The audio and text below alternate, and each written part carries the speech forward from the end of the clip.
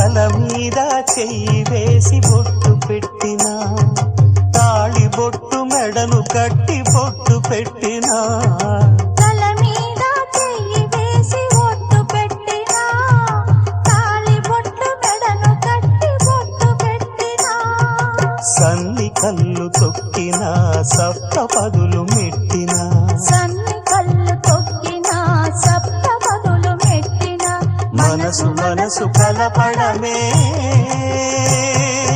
మంత్రం పరమార్థం.